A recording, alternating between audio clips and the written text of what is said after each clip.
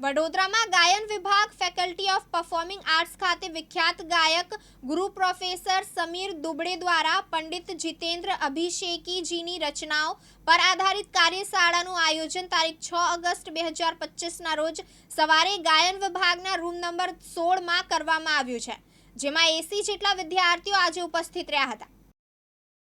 નમસ્કાર, હું ડૉક્ટર રાજેશ કેળકર, ગાયન વિભાગ અધ્યક્ષ, faculty of performing arts, Maharaja Sayajirao university of Baroda.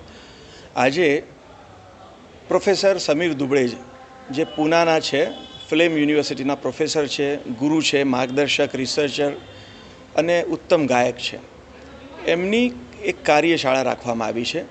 એનો વિષય છે પંડિત જીતેન્દ્ર અભિષેકીની રચનાઓ। પંડિત જીતેન્દ્ર અભિષેકી જે પદ્મ એવોર્ડી હતા અને ગઈ શતાબ્દીના એક મહાન રચનાકાર, ક્રિએટિવ આર્ટિસ્ટ તરીકે વિખ્યાત હતા।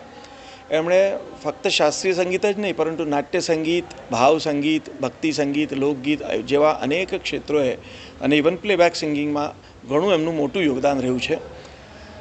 એમની રચનાઓ સૌથી ઓથેન્ટિક રીતે કોઈ શીખવાડી શકે તો પ્રોફેસર સમીર દુબડેજી છે, કારણ કે તેઓ એમના શિષ્ય છે।